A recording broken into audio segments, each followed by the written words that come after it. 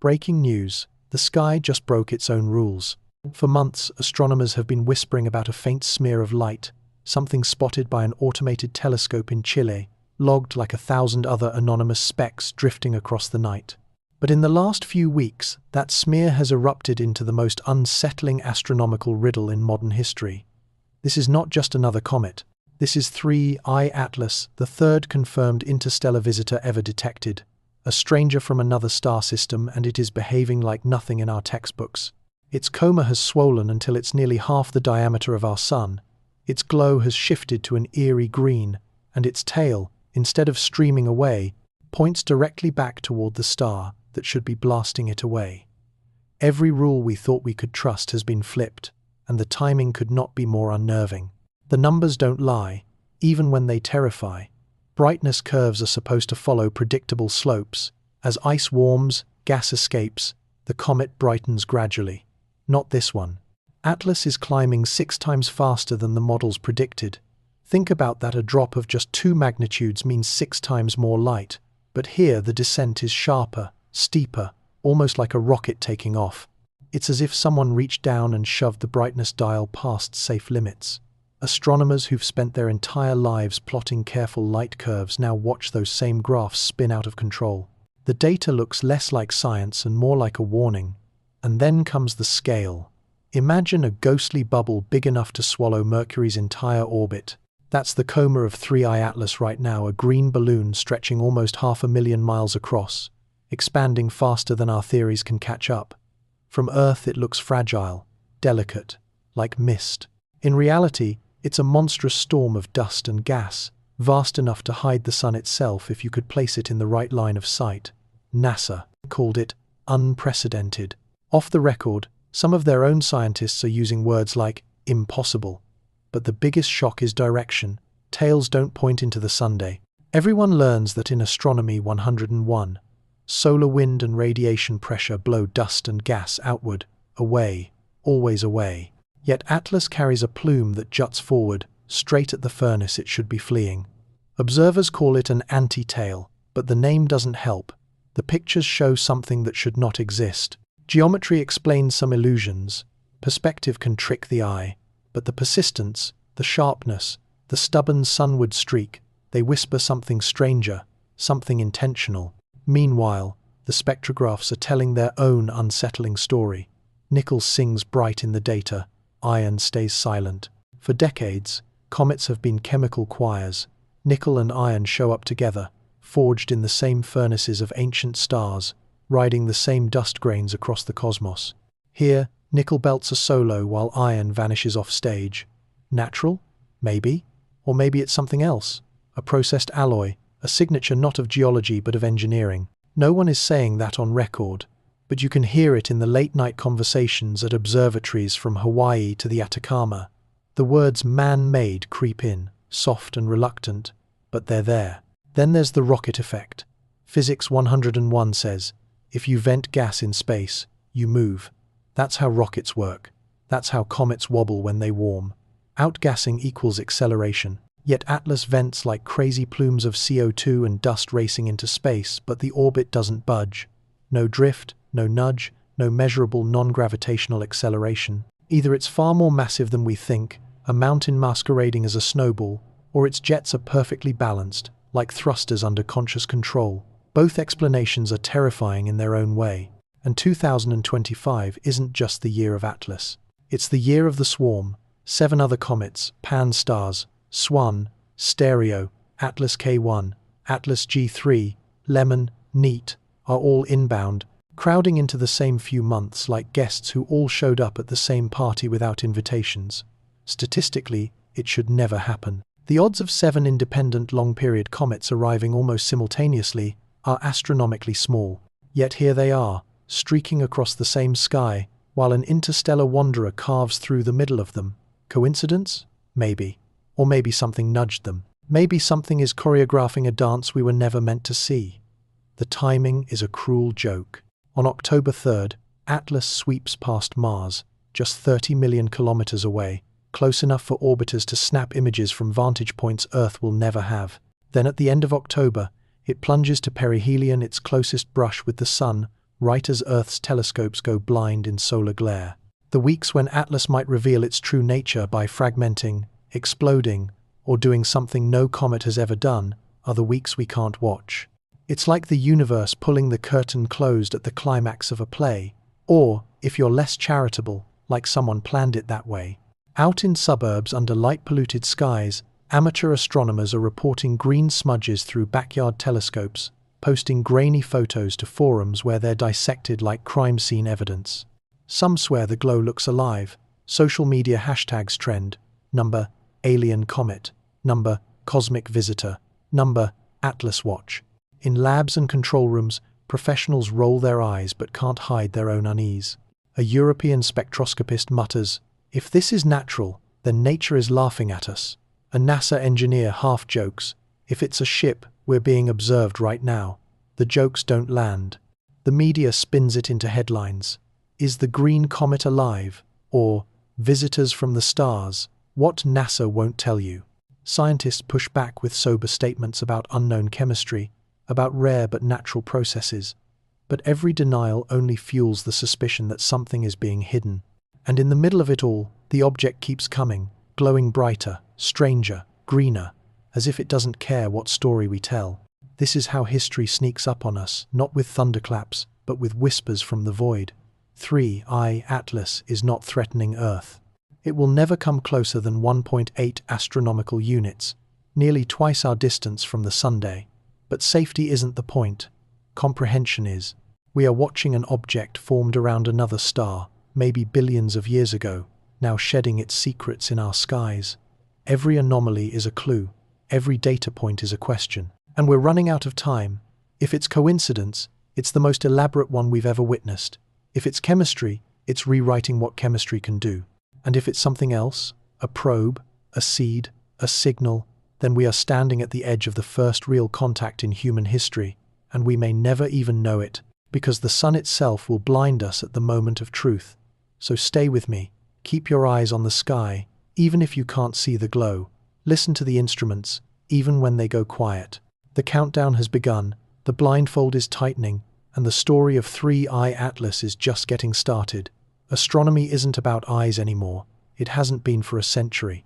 It's about machines, cameras so sensitive they can see a candle on the moon, spectrographs that pull starlight apart into secret codes, radar dishes that hum like church organs across desert basins. The human eye catches only the rough outline. The instruments whisper the real story. And right now those whispers are contradicting each other in ways that make seasoned scientists lose sleep. Start in Hawaii, where the Pan-STARRS survey scans the night like a relentless security camera, every sweep programmed, every pixel catalogued. In Chile, the Atlas system does the same, built to warn us about asteroids that could end civilizations. These robotic eyes don't blink, don't dream, don't argue. They just log. And what they've been logging since July is a slow-motion crime scene, a faint intruder growing too bright, too fast, refusing to stay within the tidy curves that theory demands. But brightness is the easy part. The deeper mysteries emerge when other instruments weigh in. The Hubble Space Telescope, orbiting above the haze of Earth's atmosphere, locked onto the visitor and found not just a halo of dust, but structure fans, jets, a plume that leaned sunward instead of away. The image looked almost like a torch held upside down, fire streaming toward the flame instead of away from it. Hubble doesn't editorialize, but the scientists who downloaded the files did. Some sat in silence. Others swore. Then came the James Webb Space Telescope, the new king of infrared, a $10 billion machine designed to look back to the dawn of time. Pointed at Atlas, Webb found something it wasn't built to find, chemistry that shouldn't exist this close to the Sunday. Instead of water vapor dominating the coma, it saw carbon dioxide almost 8 parts CO2 for every 1 part H2O. That's backward, that's alien. Water is supposed to rule comets. CO2 plays second fiddle. Not here. Not this one. Gemini South, another Chilean giant, confirmed the green glow wasn't just an illusion. Spectroscopy showed carbon chains fluorescing in ways that made the coma shimmer emerald. Amateur astronomers compared it to a ghost lantern, something alive. Professionals used more careful words, but their data carried the same weight. This was no ordinary chemistry lesson. But the whispers got stranger still. Normally, when a comet vents, the orbit fitters, the quiet analysts crunching positional data night after night, detect tiny deviations, little nudges as the escaping gas pushes the nucleus around. That's the rocket effect, a law as old as Newton. Yet in chart after chart, from July through September, the nudges never came. The numbers sat flat. The orbit didn't stutter. It was like watching a balloon deflate in a vacuum without moving an inch. The math screamed for a push. The instruments reported none. Two interpretations emerged, both absurd. First, Atlas might be so massive that ordinary outgassing simply can't move it, a mountain drifting in from another star, too heavy for its own jets to matter. That would make it unlike any comet we've ever measured, a freak of density or size that doesn't fit any model of planet formation. Second, the gas jets might be firing with uncanny balance, cancelling each other with surgical precision. In other words, it might be stabilizing itself. That last phrase never appears in peer-reviewed papers, but it does appear in late-night Zoom calls, muttered like a superstition. Meanwhile, another whisper. Nickel lines glowing bright in the spectra, iron lines conspicuously absent. Anyone outside astronomy would shrug. Nickel, iron, what's the difference? But to the people who spend their lives decoding starlight, it's like finding a violin solo where there should be a full orchestra. Every comet we've studied sings with both metals. They're born together, forged together, released together. But here, iron keeps silent, nickel dominates. Could there be natural reasons? Absolutely. Grain size effects, thermal differences, exotic sublimation patterns. But when the anomaly stacks atop the green glow, the anti-tail, the missing rocket effect, patience wears thin. Someone always asks the forbidden question, what if this isn't natural? And then, in the middle of this growing storm of whispers, another oddity. The signal-to-noise ratios in multiple surveys spiked in ways that made some datasets look almost regular, as if the noise wasn't noise at all, but a pattern. Most dismissed it as instrument error, random coincidence in chaotic readings, but a few analysts stared longer and muttered that it looked like a pulse. That suggestion never made it into the official logs, but it made it into private Slack channels, late-night texts, hushed conference calls where the word heartbeat came up more than once. The paradox is brutal. We have more instruments than ever before, orbiters around Mars, space telescopes, ground-based giants with adaptive optics, and yet the geometry of the solar system has conspired to blind us at the crucial moment. When Atlas reaches perihelion, Earth will be too close to the sun's glare to see anything. Our best eyes will be looking straight into a floodlight. The timing is almost malicious. The machines whisper now, but soon they'll go silent. Some scientists cling to natural explanations. They insist this is chemistry we've never seen before because we've never had the chance to watch an interstellar object this active, this close. Maybe CO2, rich ices dominate where it was born. Maybe iron sublimates differently after millions of years in interstellar space. Maybe the mass estimates are wrong, the brightness misleading, the symmetry an illusion. All true, all possible. Science thrives on new anomalies. But behind the maybes lurks a question that science doesn't like to ask out loud. If it isn't natural, what then?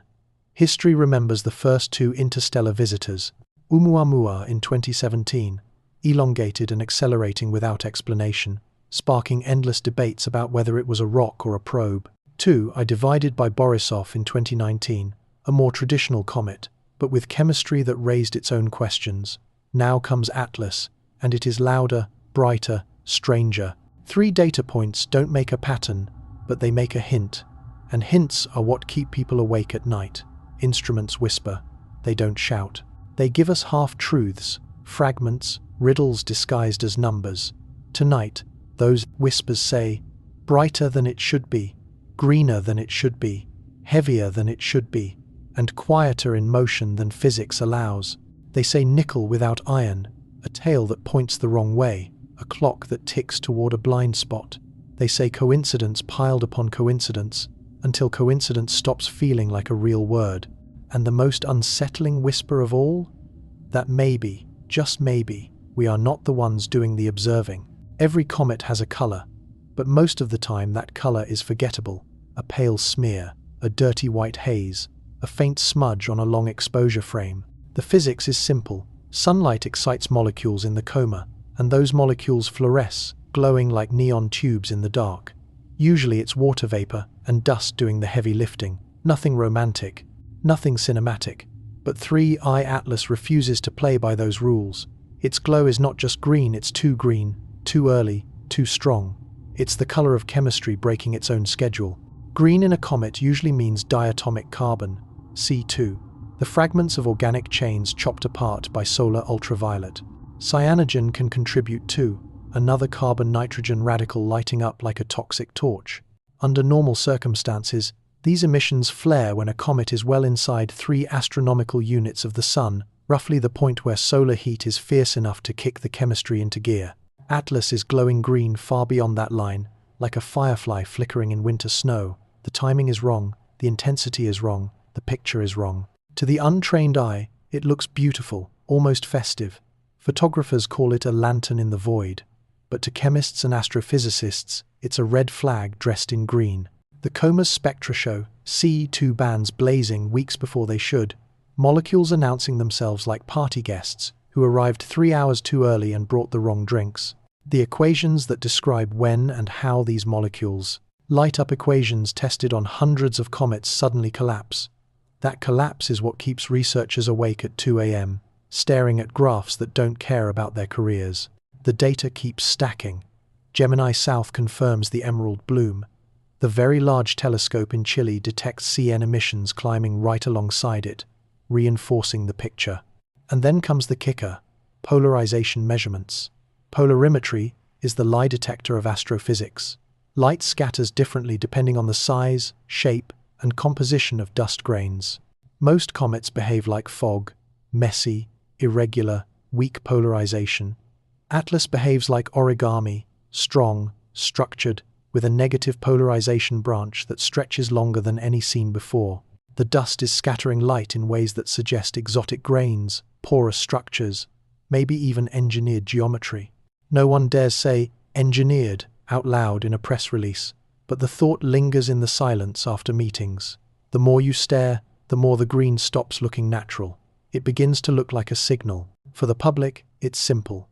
Green equals cool. News sites splash images with captions like "Emerald Comet lights up sky." Social feeds spin it into memes, Green Lantern jokes, alien hashtags. Kids ask parents if it's safe. Parents don't know what to answer. For the professionals, the green carries weight. It suggests carbon chemistry not just present, but abundant. Abundant in ratios that don't fit what we know of our solar neighborhood. Maybe Atlas formed around a different kind of star, one where carbon ices dominate, where CO2 is king and water plays backup. Or maybe the chemistry was altered by millions of years in deep interstellar freeze, bombarded by cosmic rays until it became something unrecognizable.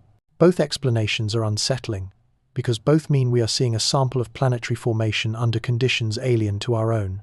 But there is a third possibility, whispered late at night when the graphs won't sit still, that the glow isn't just chemistry, that it's performance, that the green isn't a byproduct, but a message.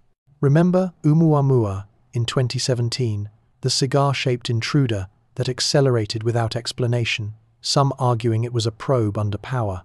Remember Borisov in 2019, a more ordinary comet, but one that hinted at unusual chemistry. Now Atlas, brighter, greener, louder, and timed to perfection, with 7 other comets crowding the stage. 3 visitors in less than a decade, each stranger than the last. If you wanted to escalate attention, to tune the human brain toward recognition, wouldn't this be the next step? Scientists resist anthropomorphism, but patterns creep in anyway. The green appears almost staged. The brightness curve swells in sync with public visibility. The anti-tail points like a signpost. The missing rocket effect keeps it steady, unflinching. Nickel without iron hints at metallurgy instead of mineralogy. And through it all, the emerald coma glows like a neon billboard against black sky. Maybe it's just molecules fluorescing. Maybe it's just random luck. But maybe it's what a signal would look like if you didn't want to be subtle. The problem is, signals need decoding. A green coma is not Morse code. A tail pointing sunward is not a language. We're left with metaphor instead of message, speculation instead of syntax. That's dangerous ground for science, but irresistible ground for imagination. And when imagination collides with unexplained data, history shows what happens. Radio pulsars mistaken for alien transmissions, fast radio bursts hyped into galactic beacons. Every time, the natural explanation eventually prevails. But Atlas feels different. The data doesn't collapse into neat explanations. It sprawls into more questions. Ask the orbit fitters what they see. They'll tell you, no detectable non-gravitational acceleration. Ask the chemists. They'll say, CO2 where water should be, nickel where iron should be. Ask the polarimetrists. They'll shrug, baffled, dust scattering in patterns they can't replicate in labs. Put it all together, and you get not clarity, but contradiction. A comet that looks alive, feels alive, but refuses to behave like anything born under our Sunday. The public will see a green smear and forget it by Christmas. The astronomers will file papers, cautious, hedged, filled with maybes and further study required. But in private, in the kind of hushed conversations that never make it into the journals, the tone is different. Some say it's just a comet from a colder nursery. Some say it's a probe, camouflaged as ice and dust.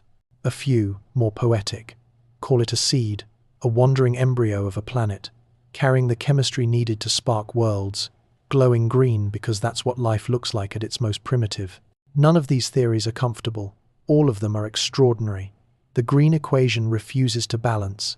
Every variable added only deepens the mystery. What we're left with is an object glowing too early, too bright, too green, in ways our models can't contain. In the language of science, that's anomaly. In the language of history, it's omen. And the question hanging over all of it, the one that can't yet be answered, is this the color of chance or the color of intention? Every school kid who has ever looked at a comet diagram learns the rule. Tails always point away from the Sunday, always. Radiation pressure and solar wind act like invisible breath, sweeping dust and gas behind the nucleus no matter which direction the comet is moving. It's simple, it's elegant, and it's been tested for centuries. Even a novice amateur can sketch the geometry and get it right. But then came Atlas, and the photographs began to circulate, and suddenly the tail pointed the wrong way. At first, the professionals called it an illusion, what astronomers politely label a projection effect. If Earth, Sun, and comet line up just so, the dust trail laid down along the comet's orbit can appear to stream forward instead of back. We've seen this before, rare but explainable, a trick of perspective rather than physics. A comet's anti-tail isn't really a tail at all, just old dust seen from the wrong angle. Case closed, nothing exotic, move along. But this time, the case refused to close, because Atlas's anti-tail wasn't faint or fleeting. It was sharp, structured, and persistent. Night after night, telescopes captured the same disobedient plume, a stream of material aimed straight at the sun, like a spear thrown into the fire. Geometry explains illusions, but geometry also leaves fingerprints. Analysts traced the angles, crunched the ephemerides, modeled the orbital alignment. The math didn't add up. The anti-tail wasn't just perspective. Something real was happening in defiance of the rules. Hubble's images showed a bright fan leaning sunward, distinct from the broader dust tail trailing behind. Gemini South picked up polarization signatures, hinting that the grains in that sunward plume weren't random rubble, but fine, uniform particles scattering light with uncanny precision. Dust doesn't usually behave like that.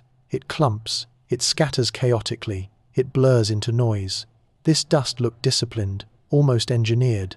And then came the whispers. It's signaling, one grad student muttered over coffee at 3 a.m., pointing itself at the sun, like it's drawing attention. His advisor shut him down instantly, too speculative, career suicide, but the thought lingered in the lab like the smell of burned coffee grounds.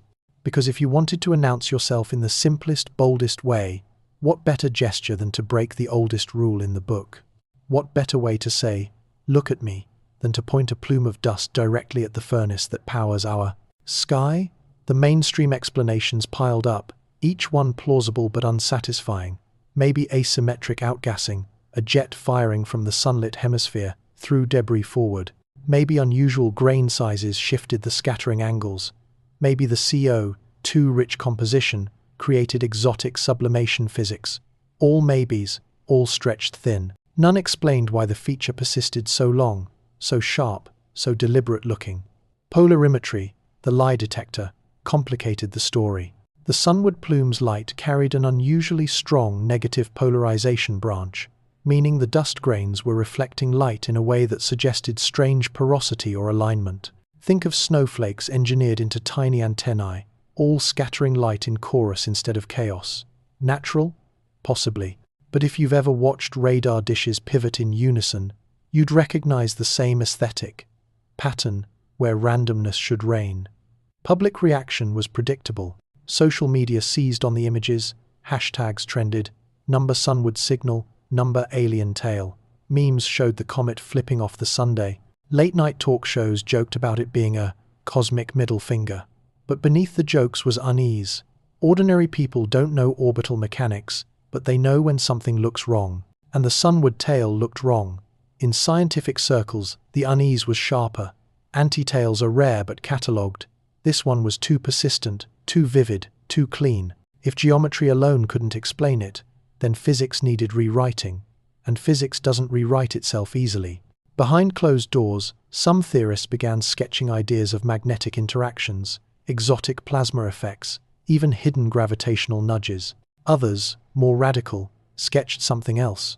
Propulsion. What if the plume wasn't a byproduct, but exhaust? What if Atlas was venting not chaotically, but directionally, stabilizing or steering itself with jets we mistook for cometary activity? It would explain the missing rocket effect. It would explain the balanced forces. It would explain the anti-tail. But it would also mean we were staring at technology, not geology. Nobody says that in journals. But everyone thinks it when they look at the images. Meanwhile, the timing sharpens the suspicion. Atlas heads for perihelion at the exact moment Earth goes blind. The anti-tail keeps pointing sunward, a gesture we can barely see before the glare swallows it. If you wanted to stage a show we couldn't record, this is how you'd choreograph it. A spectacular, rule-breaking performance, ending behind the sun's curtain. Coincidence? Maybe. But even the skeptics feel the itch of paranoia. A NASA press release tries to calm the waters. Unusual anti-tail, consistent with orbital geometry and dust dynamics. The words sound confident. But the people who wrote them have the same doubts as everyone else. They've seen the raw images, the stubborn geometry, the relentless plume aimed at the Sunday. They know the math doesn't quite fit. And the public? The public sees a green comet with a tail pointing the wrong way, and their imaginations run wild. Some see omens, some see aliens, some just see beauty. All are true in their own way. The deeper truth is this. The sunward tail is not just a curiosity. It's a violation. It's a message written in dust and light, even if we don't yet know the language. Maybe it's just physics we don't understand. Maybe it's coincidence layered on coincidence. Or maybe, just maybe, it's intention, a plume aimed at the star we worship, a gesture meant to catch the eye of anyone watching from Earth. The anti-tail breaks the oldest law of comets. And in doing so, it breaks something in us too, the fragile confidence that the cosmos plays by rules we've already written down. There's a law so simple you can explain it to a kid on a skateboard. Pop the cap on a soda bottle, spray it behind you, and you'll roll forward. Fireworks work the same way. So do fighter jets. So do rockets climbing into orbit. Push gas one way, the body goes the other. Newton's third law, simple, elegant, non-negotiable.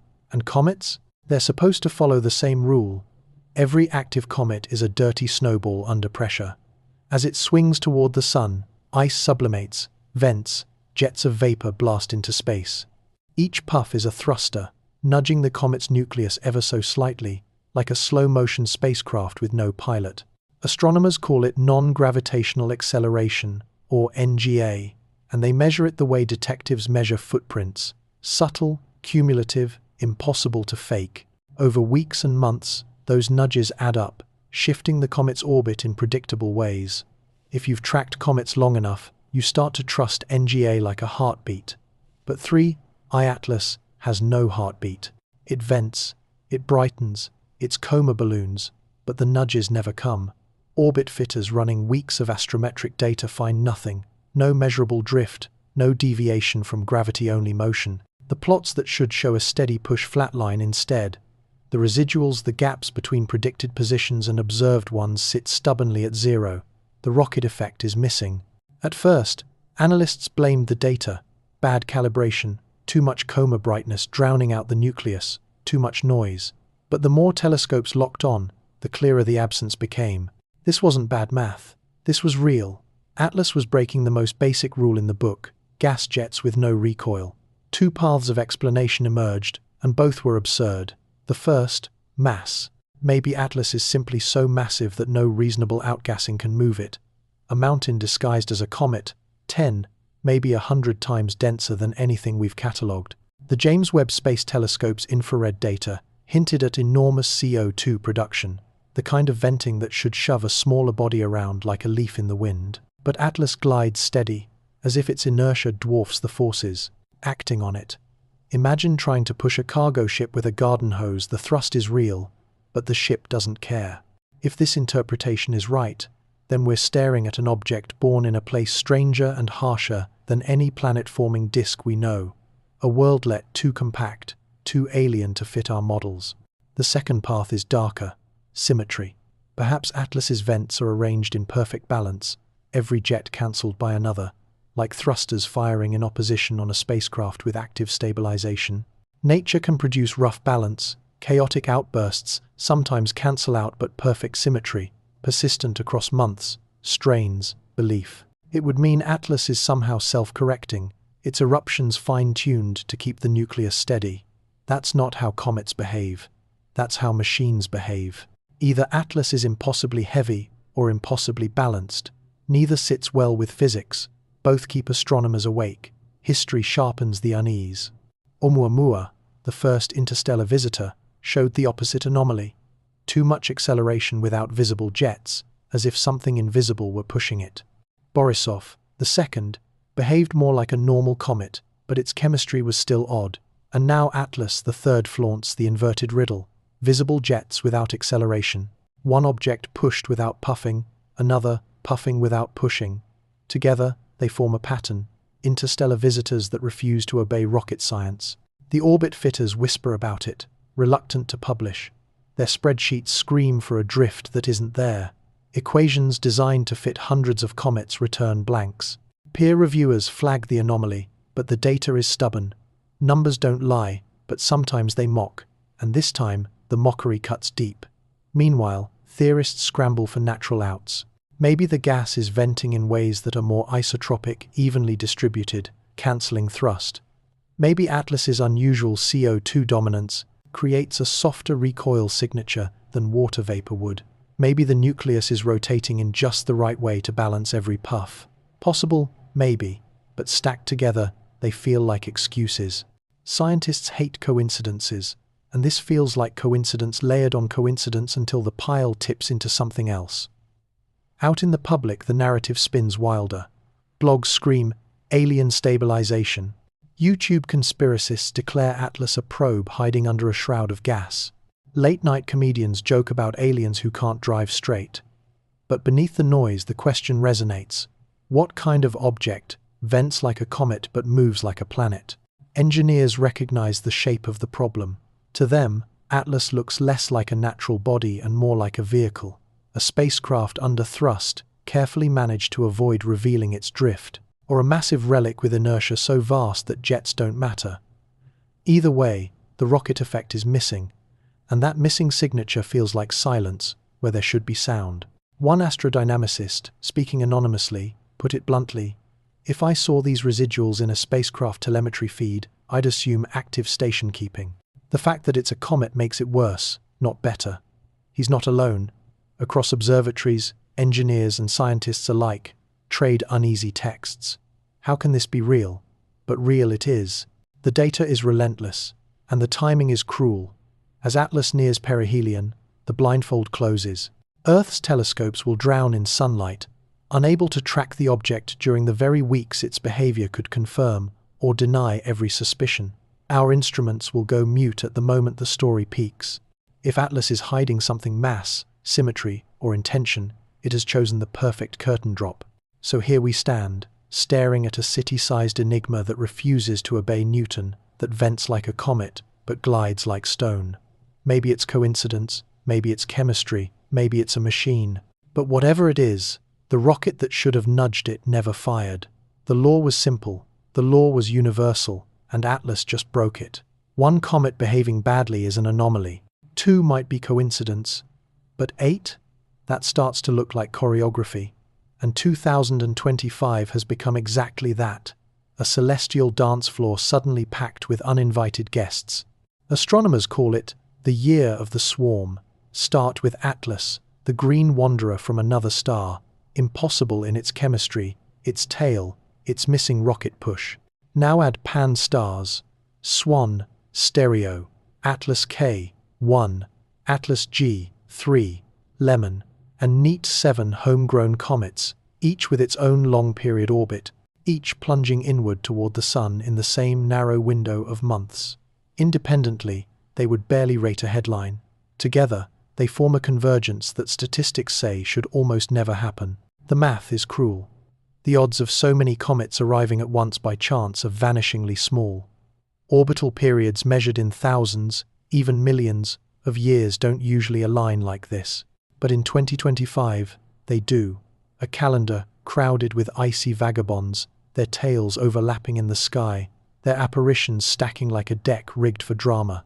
It feels less like randomness and more like scheduling. Observers have seen busy skies before. Halley's Comet in 1910 coincided with other faint streaks, creating a brief illusion of plenty. But this is different. This isn't one comet and a few tagalongs. This is a wave, a formation, a parade. Each orbit calculated back reveals a separate origin, a separate story, yet all arrive at the same theater. Even the most conservative analysts admit the clustering is suspicious. Public fascination takes off. Headlines call it the Comet Swarm. Social feeds light up with pictures, multiple fuzzy streaks captured in wide-angle shots, Atlas burning green among them. Amateur astronomers compare it to a cosmic traffic jam. But traffic jams happen when there's a reason, a crash, a signal, a choke point. So what's the reason here? Some say solar maximum is to blame. The sun is restless, its magnetic fields tangled, its outbursts frequent. Comets may appear brighter, easier to spot in such conditions. That's the safe explanation. But safe explanations don't always stick when the visuals are this dramatic. To the eye of the public, it looks like a gathering. And gatherings imply purpose. Scientists begin running models. Could the comets share a common origin? A giant progenitor shattered millennia ago. Its fragments now coincidentally returning together? Possibly. But orbital analyses disagree. Their trajectories don't trace back to a single breakup. These are independent wanderers. And independence makes the clustering more suspicious, not less. Some theorists flirt with chaos theory. Maybe comet orbits, perturbed by Jupiter's gravity, by subtle tugs from the galactic tide, occasionally cluster by accident. Rare, but not impossible. But again, the numbers balk. The clustering this year is tighter than probability likes. Each time the data is run through Monte Carlo simulations, the results spit out the same wordless message. This shouldn't be happening. And Atlas is the centerpiece, the outsider, the interstellar messenger, arriving at the exact same moment as the swarm. If Atlas came alone, it would still be historic. If the swarm came without Atlas, it would still be remarkable. But both at once? That tips the story into something uncanny. It's like a symphony orchestra showing up to a street corner just as a stranger begins to play a solo. Too perfect, too theatrical. Around the world, astronomers fight a quiet war with their own instincts. They're trained to reject anthropocentric thinking. The cosmos doesn't care about human drama, but the human brain is a pattern machine, and the pattern here screams for attention. 8 comets, 1 interstellar, all converging in months. Coincidence starts to feel like denial. The public, less cautious, leaps straight to speculation. They're messengers, some say. Seeds, others whisper, echoing old panspermia theories.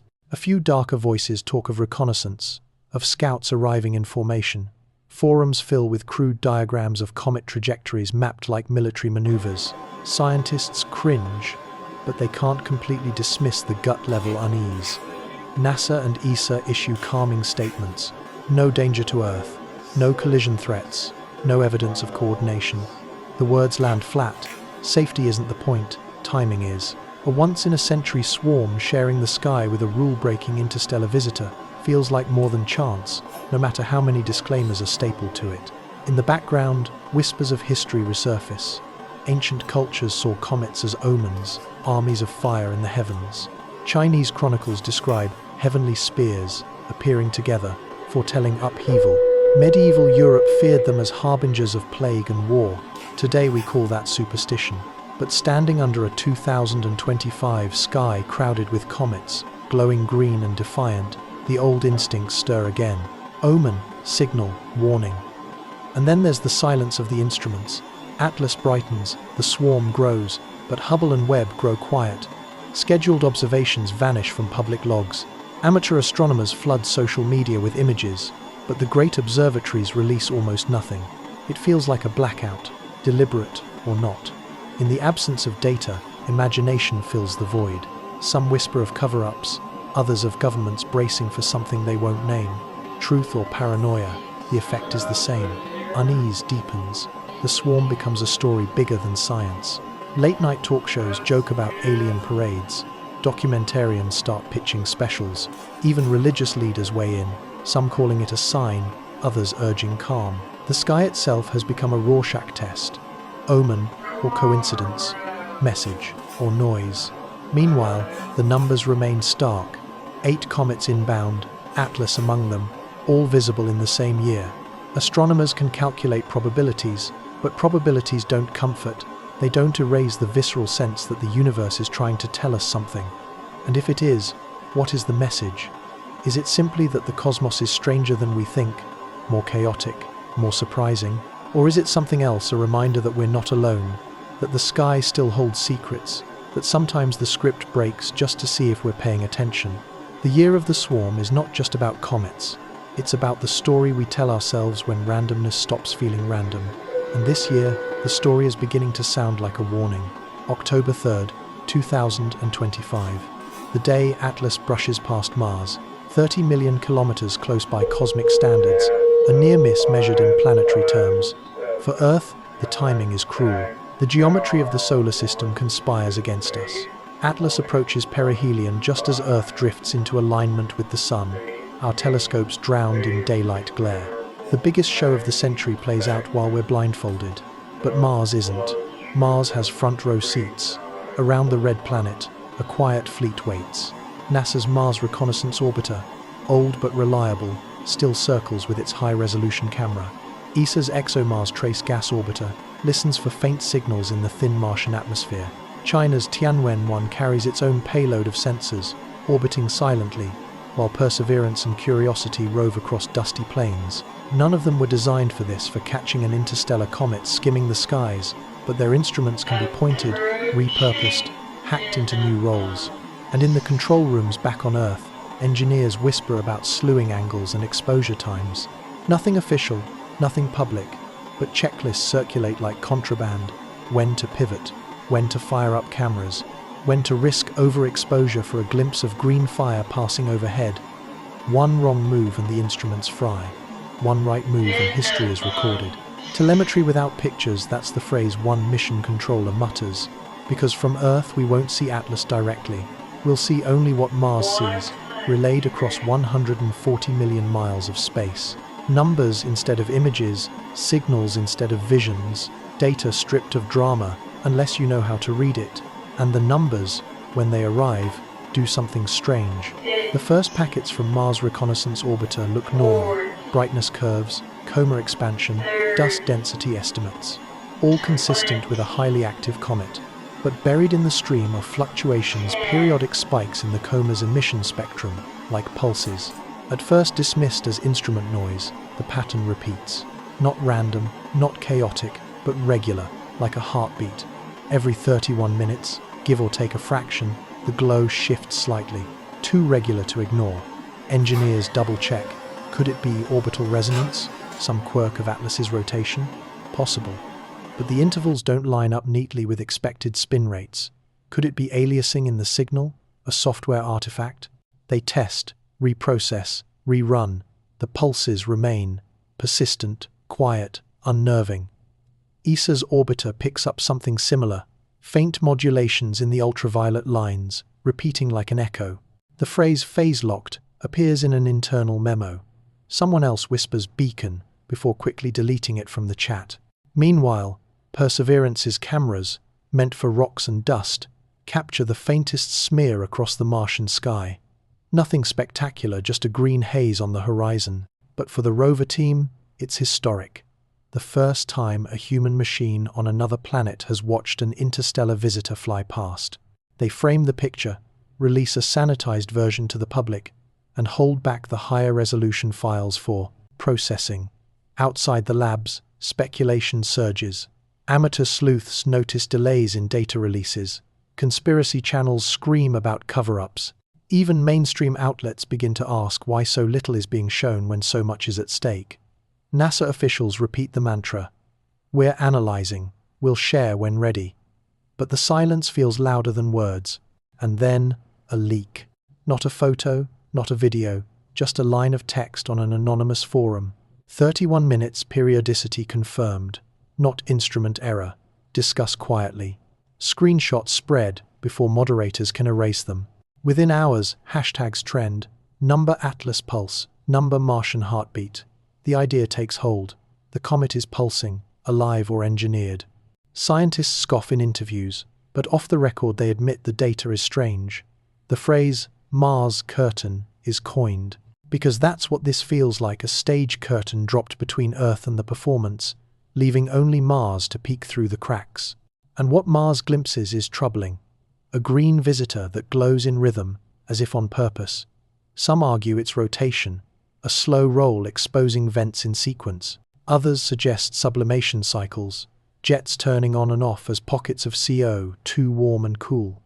Natural explanations abound, but they all stumble over the precision. Comets are messy, their rhythms are chaotic, irregular. Atlas's heartbeat is too neat, too stubbornly regular. In the back rooms of conference calls, voices rise. Some insist on caution. Extraordinary claims require extraordinary evidence. Others push back. How many extraordinary coincidences are we allowed before we admit the pattern? First the brightness surge, then the anti-tail, then the missing rocket effect, then the nickel without iron, now the pulse near Mars. How many anomalies does it take before coincidence stops being a comfort? Meanwhile, the object races on, past Mars, toward perihelion. Within weeks, it will vanish into the sun's glare, unreachable from Earth. Our instruments will go mute. The data window is closing, and with it the chance to resolve the riddle. Every pulse, every spike, every green shimmer from Mars might be the last clue we get. The public clings to images, the fuzzy green smear over a Martian horizon, but it's the numbers that matter. Numbers that suggest Atlas isn't just glowing, it's talking, in a rhythm too steady to ignore. Talking to whom, about what, no one knows. Maybe it's coincidence. Maybe it's physics we don't yet understand. Or maybe it's exactly what it looks like. A beacon flickering as it slips behind the curtain of the Sunday starlight doesn't lie. It bends, it scatters, it stretches, but at the end of the process, it always leaves a fingerprint. Spectroscopy is the science of reading those fingerprints, splitting light into lines like a barcode of the cosmos. Every element has its song. Hydrogen sings in one key, oxygen in another, nickel and iron usually harmonize. That's how astronomers know what distant stars are made of, how we measure the atmospheres of exoplanets, how we decode the chemistry of comets. It's supposed to be reliable. But Atlas doesn't sing the right notes. When the Very Large Telescope in Chile pointed its Echelle spectrograph at Atlas, the data came back clean, crisp emission lines glowing in the green and yellow, sharp as piano keys. Nickel, bright and unmistakable. But iron, its eternal partner, its metallurgical twin, was missing. The lines where iron should have stood tall were flat, silent, empty. Nickel sang solo. Iron ghosted the stage. At first, the observers thought it was sensitivity. Maybe the iron signal was too faint to register. Maybe the excitation conditions favored nickel atoms. But follow-up observations, repeated over weeks, told the same story. Nickel lines persisted. Iron lines stayed absent. And with every repetition, the anomaly grew harder to wave away. In natural comets, nickel and iron come packaged together. They were forged in the same stellar furnaces, condensed into dust grains side by side, locked into cosmic companionship. Over billions of years and countless collisions, the ratio stays steady. Seeing nickel without iron is like seeing salt without sodium, peanut butter without jelly. Something feels wrong. Geochemists scrambled for explanations. One theory: maybe Atlas's interstellar journey weathered it differently, cosmic rays selectively freeing nickel-bearing compounds. Another: maybe unusual grain sizes altered the sublimation rates, letting nickel atoms escape while iron stayed bound. Another: maybe the temperatures on its surface were just right to liberate nickel carbonyls while suppressing iron lines. Possible, possible, possible. But every maybe added another layer of unease. Because there was another explanation, whispered in conference corridors and late-night calls: metallurgy. On Earth, nickel-rich alloys are crafted in furnaces, engineered to withstand extremes of heat and stress. Jet engines, rocket nozzles, spacecraft shields, these are built from nickel superalloys. And when they corrode, when they shed, they leave the same fingerprint: nickel-heavy dust, iron-poor residues. The spectrum of Atlas looked less like geology and more like engineering. No one dared publish that interpretation. Too bold, too speculative. Careers can't hinge on a headline that screams alien alloy. But the thought burrowed into the back of every mind that stared at those spectra. What if Atlas wasn't just shedding dust? What if it was shedding evidence?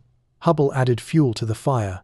Its ultraviolet spectrograph picked up faint metallic features, again skewed toward nickel. Webb chimed in too, showing CO2, dominant volatiles carrying metallic traces unusual for a comet. The chorus built: nickel, nickel, nickel. Iron conspicuously silent. In scientific forums, the arguments grew sharp. Some insisted on natural explanations, invoking exotic chemistry from a nursery star unlike our own. Others pushed for caution. Absence of evidence is not evidence of absence.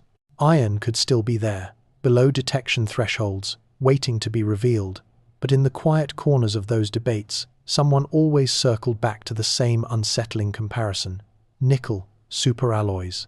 Meanwhile, the public caught the scent. A leaked slide from a European observatory mentioned nickel anomaly. Reddit threads exploded. YouTube channels churned out videos titled "Alien Metal, Found in Comet Atlas." Overnight, the phrase stuck: alien metal. Astronomers scrambled to push back, calling the reports exaggerated, but once the narrative escaped into the wild, it couldn't be contained. And yet, buried beneath the hype, the facts were undeniable. Nickel lines dominated, iron lines didn't. Something about Atlas's chemistry was fundamentally off-script.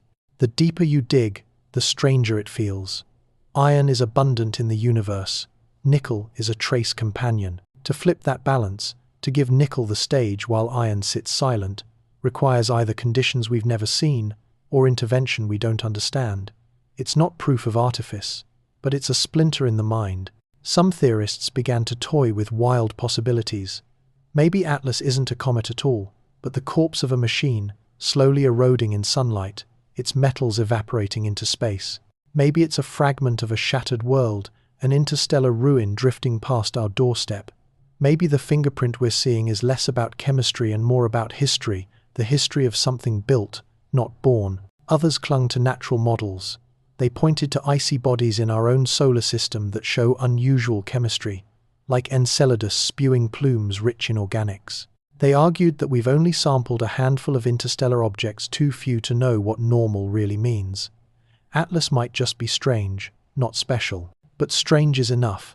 Strange is what draws headlines, what makes scientists double-check, what makes engineers feel the hair rise on their arms. Strange is what whispers at 2 a.m., when the data is stubborn and the explanations run thin. In the end, Atlas's metals refuse to speak the language we expect. They whisper in nickel, not iron. They tell a story that feels wrong in its ratios, unsettling in its silence. And when stories feel wrong, the human mind fills in the blanks with possibilities it shouldn't. Maybe it's coincidence, maybe it's chemistry, maybe it's craft. For now, all we know is this: Atlas isn't just glowing green and venting gas. It's singing a metallic song, and the notes are out of tune. Sometimes, the simplest physics delivers the sharpest shocks. Newton taught us that force equals mass times acceleration. Flip the equation around, and you get acceleration equals force divided by mass. Push a small object, it moves. Push a huge one, it shrugs. That's playground science, rocket science. The law that governs everything from skateboards to starships. And it's the law Atlas just mocked. Because if Atlas really is venting the torrents of carbon dioxide and dust, our instruments measure enough to brighten its coma into a green balloon half the size of the sun, then those jets should shove it around like a paper boat in a fire hose. But when astronomers run the orbital fits, the push isn't there. No measurable non-gravitational acceleration, nothing. Either the forces don't exist, and the plumes we see are hallucinations, or the forces are real, but Atlas is too massive to budge. That second option is the one that makes jaws clench, because the numbers don't add up. When the James Webb Space Telescope turned its near-spec instrument toward Atlas, it measured gas production rates with exquisite precision. Volumes of CO2 screaming off the surface, molecules racing into space at hundreds of meters per second. The thrust implied by those numbers is enormous. Combine that with the upper limits on the missing acceleration, and you can solve for the implied mass of the nucleus. The answer is staggering: tens of billions of metric tons, a mountain hidden inside a comet's glow. One team at Harvard ran the calculation and came back with a minimum mass of 3.3 times 10 to the power of 10 metric tons. To put that in perspective, that's the weight of a small mountain, or 30,000 aircraft carriers compressed into a ball a few kilometers wide. If true, Atlas isn't just an interstellar visitor, it's a fortress of stone and ice, a body denser and darker than anything we've catalogued. And that raises a problem. Our understanding of cometary physics of how icy bodies form in the cold disks around young stars doesn't allow for objects this massive, this compact, to be wandering loose between stars. Small, icy planetesimals, sure. Even large, long-period comets like Hale-Bopp, with nuclei a few tens of kilometers across. But a mountain of compressed rock and volatile ice, dense enough to laugh off its own exhaust? That's not in the textbooks. Some researchers grasp for explanations. Maybe Atlas formed near the carbon dioxide ice line of its parent system, piling on unusual densities. Maybe collisions compressed it, packing it tighter than our solar system comets. Maybe interstellar radiation baked away lighter volatiles, leaving behind a heavy, stubborn core. But each maybe feels like a patch, not a solution. The alternative, the one few dare say aloud, is worse. If Atlas isn't anomalously massive, then the missing acceleration isn't inertia, it's cancellation. Perfectly balanced jets, thrust vectors that null each other with surgical precision, the kind of balance that nature rarely achieves, but engineers strive for every day. Either Atlas is impossibly heavy or impossibly symmetrical. Choose your poison. Both make our models bleed. Back in control, rooms and conference halls, the debate sharpens. On one side, the mass camp, arguing Atlas is a behemoth, a freak of formation, a mountain adrift. On the other, the symmetry camp, whispering about stabilization, about intentional control. Both camps agree on one thing: Atlas isn't normal. The public, hungry for spectacle, seizes on the numbers. Atlas is a rogue planet seed, one headline screams. Atlas is an alien ark, another speculates. On talk radio, callers compare it to a disguised starship, hiding mass beneath a shroud of green gas. Scientists roll their eyes in interviews, but off the record they admit the weight estimate is terrifying. Because if Atlas really is that massive, then we've underestimated interstellar traffic. For every flashy outgassing visitor we detect, how many dark giants slip past unseen, invisible against the black? If Atlas is proof that interstellar space is littered with mountains, then our surveys have barely scratched the surface. And if some of those mountains wander closer, if they cross Earth's path, our planetary defense systems are blind to them until it's too late. The thought chills more than aliens ever could. And if Atlas isn't that massive, if it's ordinary in weight but extraordinary in balance, then the implications are even more unnerving. Because perfect balance is not a natural signature, it's a controlled one. It's the signature of thrusters firing deliberately, of systems designed to keep an object steady, to mask its drift. In other words, the signature of intention. Astronomers cling to the safer option: mass, always mass. Better to imagine Atlas as a mountain from another sun than to whisper the word machine. But every new dataset forces the choice: heavy or balanced, natural freak or artificial artifact. Neither answer feels safe. Meanwhile, the orbit fitters keep watching, keep plotting, keep running the numbers. Every new positional measurement tightens the limits. Every limit makes the anomaly harder to dismiss. Atlas should be moving. It isn't. In the end, the mass argument is a fork in the road. Down one path lies a cosmos stranger, denser, more dangerous than we imagined, filled with mountains of ice and rock drifting unseen. Down the other lies a cosmos where some of those mountains aren't mountains at all, but vessels or seeds or signals. Both paths lead to the same unsettling truth. Atlas isn't what we thought comets were. And as it slides closer to perihelion, vanishing into the sun's glare, the question sharpens into a blade. Is Atlas too heavy to move, or too carefully controlled to drift? Either way, the rocket that should have nudged it never did. Imagine this: planets aren't accidents, they're gardens. And gardens don't just spring from bare dirt, they begin with seeds. For centuries, we've believed worlds grow naturally, dust swirling into clumps, clumps colliding into planetesimals, gravity knitting the rubble into spheres. But what if that's only half the story? What if the cosmos cheats? What if worlds are planted? That's the heresy, Atlas whispers. A green ember from another star, carrying chemistry that doesn't fit, metals that don't belong, rhythms that feel too deliberate. To most astronomers, it's a comet, icy debris from a system we'll never visit. To others, it looks like a capsule, a package, a seed waiting for soil. The idea isn't new. Panspermia, the theory that life spreads across the universe via comets, has haunted science for over a century. Fred Hoyle, Chandra Wickramasinghe, names once mocked for daring to say bacteria might ride cosmic icebergs between stars. But the more extremophiles we've discovered, microbes surviving nuclear radiation, hibernating for millions of years in Antarctic ice, shrugging off the vacuum of space, the less ridiculous the idea feels. If Earth's own microbes can endure interstellar conditions, why couldn't they hitch rides on comets? Why couldn't they seed worlds? Now consider Atlas. Its carbon dioxide dominance suggests formation in an environment colder than our solar nursery, far colder, far more alien. Its early water activity hints at volatile reservoirs ready to awaken even at great distances. Its green glow reveals complex carbon chemistry, the raw feedstock of organics. Its dust polarization suggests unusual grain structures, perhaps porous enough to shield microbes from lethal cosmic rays. Each anomaly could be coincidence, but together they sketch the outline of a seed built not for show, but for survival. Seeds need three things: protection, payload, delivery. Protection comes from the ice and dust layers, meters thick, insulating whatever hides inside. Payload comes from organics, carbon chains and volatiles, the chemistry of beginnings. Delivery comes from trajectory, a path that carries the seed past stars, near worlds, into the gravitational wells where it might be captured and planted. Atlas checks every box. If natural, it could be the universe's own strategy. Scatter enough seeds, and some will sprout. Stars form, disks spin, comets are flung into interstellar exile, carrying the chemistry of life to new nurseries. Most seeds die in the dark. A few find soil. Over billions of years, life spreads not by miracle, but by persistence. Evolution writ large across the galaxy. But what if it isn't natural? What if seeds aren't just accidents of physics, but tools of intention?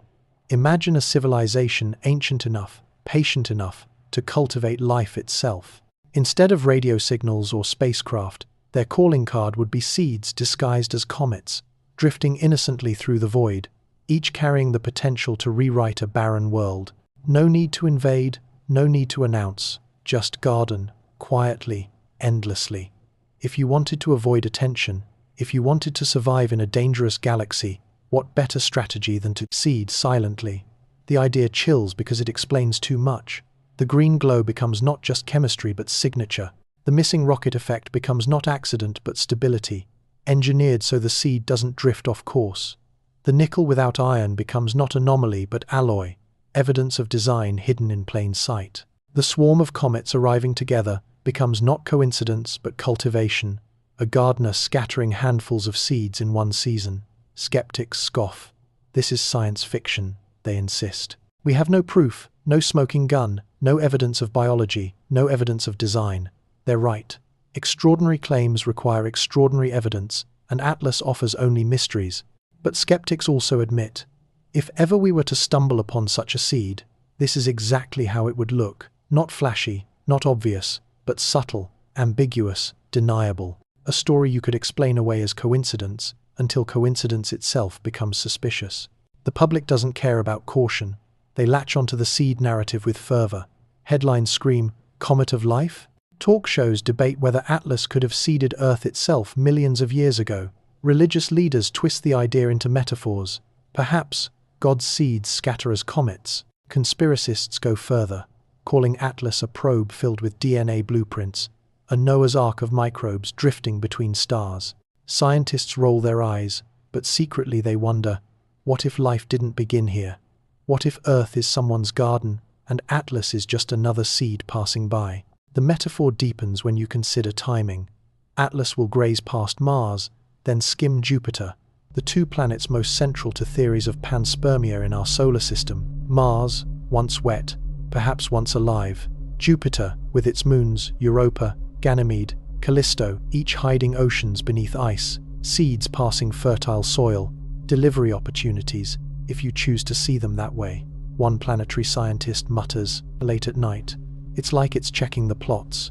His colleagues laugh, but the phrase sticks, checking the plots, like a gardener walking rows of fields. The darker interpretation follows close behind. Maybe the seeds aren't benevolent. Maybe they aren't gardens, but infestations. In science fiction, the line between sowing life and sowing conquest is thin. Seeds can be gifts or weapons, depending on perspective. To some, Atlas looks like a blessing. To others, a Trojan horse. And with our instruments blinded at perihelion, we may never know which. What we do know is this: Atlas challenges the boundary between natural and intentional, between comet and capsule, between wanderer and gardener. Every anomaly adds weight to the suspicion that we're not just watching a rock sublimate, we're watching a delivery system in action. If true, then life in the universe isn't an accident, it's a project. And we may be one harvest among many. If you wanted to stay hidden in a dangerous universe, how would you do it? You wouldn't broadcast. You wouldn't shine a beacon across the stars. You'd do what hunters in dark forests have done for millennia. Move quietly, camouflage your presence, watch without being seen. This is the unsettling thought Atlas conjures, as its trajectory unfolds a path that looks less like chance and more like stealth. Start with alignment. Most interstellar objects we've spotted so far arrive from odd angles, plunging in from random directions, their orbits tilted wildly against the plane of our solar system. That's what randomness looks like. But Atlas?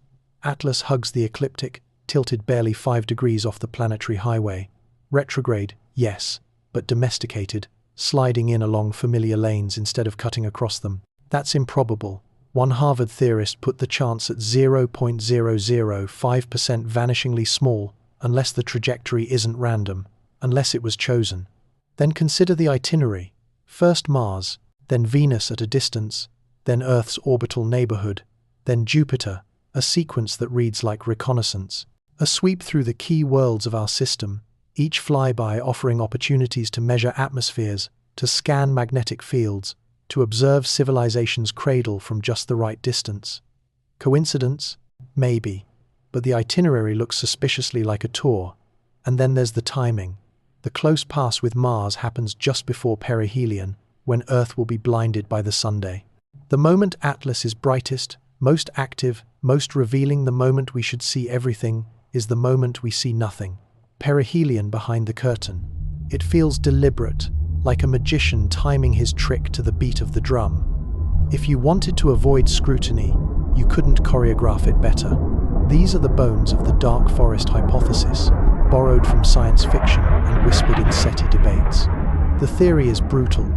The universe is full of life, but everyone stays silent, hiding, camouflaging, because the first to reveal themselves risks annihilation. In such a universe, survival depends on stealth. Broadcasting is suicide. Observing quietly, disguised as nature, is survival. Now look again at Atlas, a body that looks like a comet, acts like a comet, but consistently bends the rules just enough to make us wonder. Green too early, nickel without iron, jets without recoil. A sunward plume that looks like a signal, a heartbeat pulse near Mars. Too many anomalies to dismiss, but none sharp enough to confirm. If you wanted to disguise a probe, isn't this how you do it? Wrap it in ice and dust. Let it masquerade as a natural wanderer. Let skeptical scientists do the work of dismissing suspicion. Hide in plain sight. Skeptics push back hard. They remind us, absence of evidence isn't evidence of absence. We've seen anomalies before, pulsars mistaken for alien signals, fast radio bursts hyped as beacons, all eventually explained by natural physics. Atlas will likely join them. That's the safe bet. But even skeptics admit, if stealth probes exist, this is exactly what they'd look like. Not metallic saucers with flashing lights, just rocks that don't quite fit. The missing smoking guns gnaw at the community. No narrowband radio emissions. No repeating light curves that scream artificial. No structured accelerations inconsistent with sublimation.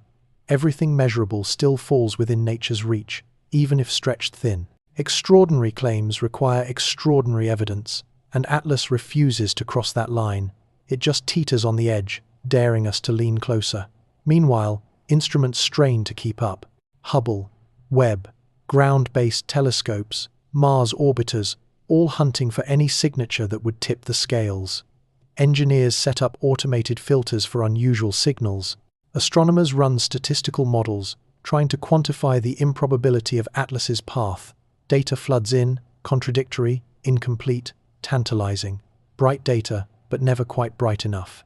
And the paranoia deepens. If the dark forest is real, then Atlas is a scout. A probe camouflaged as a comet, slipping past, mapping, measuring, and leaving without ever betraying its purpose. The perfect observer, the perfect spy.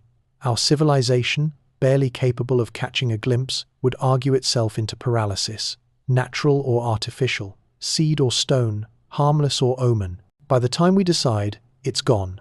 Some philosophers flip the script. What if Atlas isn't a threat, but a test? What if it's watching not just Earth, but how Earth reacts? Do we panic? Do we deny? Do we fight each other over interpretations?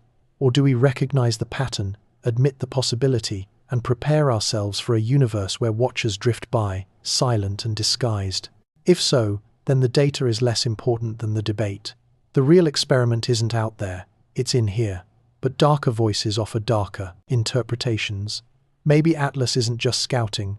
Maybe perihelion behind the sun isn't concealment, but action. Maybe it carries mechanisms that activate under solar heat, broadcasting or releasing something we can't see because we're blinded at the crucial moment. Seeds or signals, gifts or threats. The possibilities spiral, and none are comforting. Still, the numbers remain stubborn. No measurable thrust, no visible beacon, just green light, strange metals, and impossible balance. Enough to disturb, not enough to prove. That's the genius of camouflage. And so, in late-night control rooms and online forums alike, the same phrase repeats: dark forest. The idea that we're not alone, but that everyone else has already learned the survival rule. Don't get noticed. And what better way to observe unnoticed than to arrive looking exactly like a comet? If that's true, then Atlas isn't a coincidence. It's contact. Not overt, not declared, but contact nonetheless. A message not written in radio but in restraint. A presence not announced but implied. And if it's not true, then Atlas is still extraordinary. A natural wanderer that reminds us how little we know about interstellar debris, how limited our models are, how blind we remain even in an age of billion-dollar telescopes. Either way, the lesson is the same. The forest is dark, and our eyes are not sharp enough. There are times when astronomy feels less like science and more like theater. Curtains rise, lights flare, and just when the audience leans forward, the stage goes dark. That's what happens in late October 2025. When Atlas reaches perihelion, its closest brush with the Sun and Earth goes blind. Conjunction. That's the official word. The moment when an object slips too close to the Sun's glare for telescopes to track. When our planet's orbit places us on the wrong side of the fire. To astronomers, it's an occupational hazard. To the rest of us, it feels like a cosmic joke, the most mysterious visitor in human history, peeking at the very moment we can't watch. It's as if the universe is taunting us, or someone else is choreographing the act. The days leading up to conjunction are fevered. Observatories worldwide stretch their instruments to the edge of safety, squeezing every photon before the glare overwhelms. Data pipelines groan with half-finished spectra, interrupted curves, signals clipped by solar interference. Teams work around the clock, hoping to catch just one more clean measurement before the lights go out. And then, suddenly, it's over. The sun swallows Atlas in brilliance. Earth's instruments go mute. For weeks, there is nothing. No images, no spectra, no updates. The silence is deafening. In control rooms accustomed to the steady heartbeat of telemetry, the absence feels like loss. Astronomers stare at blank screens, refreshing dashboards that have nothing new to give. The story isn't data anymore. The story is waiting. But Mars is still watching. Its orbiters, freed from Earth's blinding geometry, catch glimpses we can't. The Mars Reconnaissance Orbiter relays telemetry across the void, faint packets full of anomalies, buried in the noise, periodic bursts in ultraviolet lines, repeating with eerie regularity.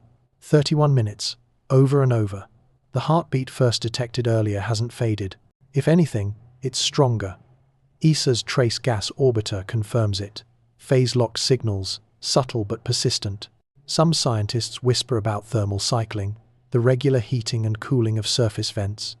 Others argue it's a rotation effect, Atlas spinning with improbable precision. But in private, a few admit the darker possibility: intentional modulation, not random, not natural, communication, a beacon hidden in fluorescence. The data is ambiguous, always ambiguous. Natural models can't quite explain it, but nothing crosses the threshold into proof. This is the cruel genius of conjunction. The moment Atlas might reveal its true nature, Earth is blind. We're left with second-hand whispers from Mars, partial snapshots from spacecraft, numbers that hint but never confirm. The cosmic stage goes black right before the climax. Meanwhile, Earth carries on. Blue skies, football games, morning commutes. People look up and see nothing unusual. The sun shines, the same as it always has. Only a handful know that behind that glare, something extraordinary is unfolding, maybe natural, maybe not. Maybe the most important discovery in history. The disconnect is dizzying. Civilization hums as if nothing is happening, while astronomers feel like they're holding their breath underwater. A few images leak. Perseverance sends back a hazy photo of a green smear over the Martian horizon, barely distinguishable from dust. The picture goes viral anyway, tagged Martian Witness. News anchors call it the first alien photograph, even though it shows almost nothing. Humans are desperate for symbols when evidence fails. Inside the scientific community, tempers flare. Some argue for patience. Atlas will re-emerge after conjunction and will resume observations. Others argue we've already lost the critical window. Perihelion is when comets often reveal their secrets, splitting, outgassing violently, exposing their cores. If Atlas changed in those weeks, if it revealed something extraordinary, we missed it. The opportunity is gone, forever hidden behind solar glare. That possibility gnaws like hunger, and then comes the strangest twist of all. On November 2nd, the Trace Gas Orbiter relays an anomalous packet, a sharp spike in emission, 10 times stronger than baseline, sustained for 3 cycles before fading. The pattern matches the heartbeat, but amplified, like a shout instead of a whisper. Analysts scramble. Was it a flare, a dust jet, a software glitch? Explanations stack, but none feel sufficient. The phrase, burst event, enters the logs. Informally, some call it the signal. The burst never repeats. Just 3 cycles, then silence. Maybe a thermal pocket collapsing, maybe ice cracking, maybe nothing. But the timing perihelion, hidden from Earth, feels too perfect. If Atlas was going to do something, this was the moment. And we were blind. Public speculation explodes. Forums light up with theories. Atlas split in 2. Atlas revealed engines. Atlas broadcast to the sun itself. None of it is proven, but all of it feels plausible when the official channels offer only silence. NASA's press release is bland, unusual but not unprecedented activity. ESA hedges. Further analysis required. Nobody believes them. The truth is, nobody knows. The curtain fell, the stage went dark, and whatever Atlas did in the glare of the sun remains hidden. Maybe it was nothing. Maybe it was everything. What we're left with are fragments, a heartbeat from Mars, a burst of light, a smear of green against a Martian sky. Clues without resolution. That's the cruelty of conjunction. Not just blindness, but the suspicion that blindness was the point. When Atlas finally re-emerges from the sun's glare, the world expects revelation. Astronomers sit sleepless in observatories, amateurs refresh telescope feeds, journalists sharpen their pens. We've spent weeks blind, imagining everything from fractures to transmissions to silent disappearances. Now the curtain lifts. The stage should be lit. The visitor should explain itself, but the cosmos doesn't explain. It only hints. The first images arrive shaky, distorted by atmosphere and fatigue. The green glow is dimmer now, the coma thinner, the antitail gone. Atlas looks smaller, quieter, subdued. No dramatic breakup, no triumphant display. Just a comet fading back into anonymity. To most, it's a disappointment. To those who watch the heartbeat, the bursts, the anomalies, it feels worse. It feels like erasure. The orbit fitters check the numbers. Still no detectable non-gravitational acceleration. Atlas continues gliding as if jets don't matter. The mass argument remains unresolved, either impossibly heavy or impossibly balanced. No data from perihelion changes that. The puzzle survives, unsolved. Spectroscopy follows. Nickel lines still hum, faint but persistent. Iron still hides. Ratios remain skewed. The anomaly hasn't vanished. If anything, it's more pronounced as the comet fades. Engineers compare it again to superalloys, to crafted metals, to fingerprints that shouldn't be there. But without perihelion observations, the case is circumstantial. Enough to disturb, not enough to prove. And then the rumors start. A team in Europe claims their spectrograph caught an odd modulation in the fading light, a pattern that looks like the perihelion pulses echoed once more. NASA says nothing. ESA says nothing. A single leaked figure circulates online, then vanishes. The word afterimage attaches itself to the story, the suggestion that Atlas left behind, not just dust, but a ghost signal, a trace of intention burned into data, like light burned into the eye.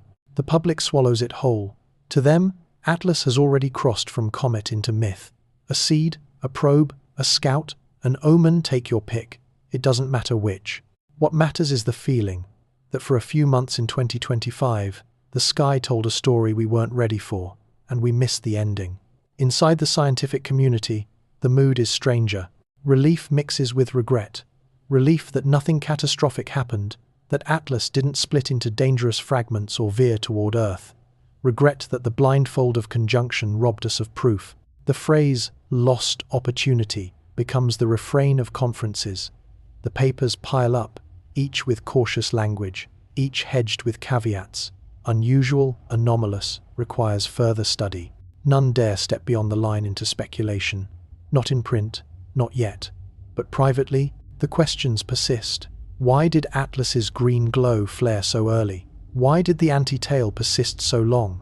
Why did nickel dominate while iron vanished? Why did jets vent without recoil? Why did Mars orbiters catch pulses no model explains? Why did perihelion line up perfectly with Earth's blindness? Coincidence stacks upon coincidence until coincidence itself feels like denial. One astronomer phrases it this way: over drinks after a long night at the telescope. If it was natural, it was the strangest comet we've ever seen. If it wasn't natural, it was the perfect disguise. His colleague doesn't argue. Neither of them sleeps well. Meanwhile, Atlas drifts outward, fading, its orbit carrying it toward Jupiter. By March 2026, it will brush within 0.36 AU of the gas giant. Another close pass, another opportunity. Probes in the Jovian system may catch glimpses, if they're awake, if they're pointed the right way, if someone has the courage to ask for risky slews. But even then, by the time it reaches Jupiter, Atlas will be dim, tired, dissolving into background noise. By then, its story may already be over, and yet, stories don't always end with facts. Sometimes they end with choices. What story do we choose to tell about Atlas? The cautious story says, Atlas was a comet, unusual but natural. a sample of interstellar chemistry that broadened our understanding. Its anomalies will eventually be explained, just as pulsars were once mistaken for aliens, just as fast radio bursts were once called signals. Extraordinary claims require extraordinary evidence, and Atlas never gave us enough. That's the safe story, the consensus story, the story scientists will teach. The daring story says, Atlas was more. A seed, a probe, a visitor in disguise, a gardener scattering chemistry, a scout slipping through a dark forest. The anomalies were not glitches but signatures. The heartbeat was not noise but intent. The timing was not accident but concealment. That story has no proof, but it has resonance. It explains the unease, the pattern, the sense that we witnessed something extraordinary and didn't know how to name it. And the third story, the one that keeps people up at night, says, both are true. Atlas was natural and intentional, a comet and a capsule, geology and technology braided together, a hybrid we don't yet have words for, a category we haven't imagined. That possibility terrifies because it means our distinctions between nature and design, between life and machine, between accident and purpose, may not survive first contact. When Atlas fades completely, what remains isn't data, it's an afterimage, a phantom glow on the retina of civilization, stubborn, unforgettable. We may never resolve its anomalies, we may never know if it was comet or craft, but we'll remember how it felt, the green smear in the sky, the anti-tail pointing the wrong way, the missing rocket push, the nickel without iron, the pulse over Mars, the silence of conjunction. And in that memory lies the real discovery, not proof of aliens, not confirmation of seeds, but proof that we are still vulnerable to wonder, that even in an age of billion-dollar telescopes and relentless skepticism, the sky can still ambush us with mystery, that we can still feel small, unsettled, unprepared. Atlas leaves us with two kinds of blindness, the blindness of solar glare and the blindness we choose when the truth feels too extraordinary to believe. Which one is more dangerous? We don't yet know.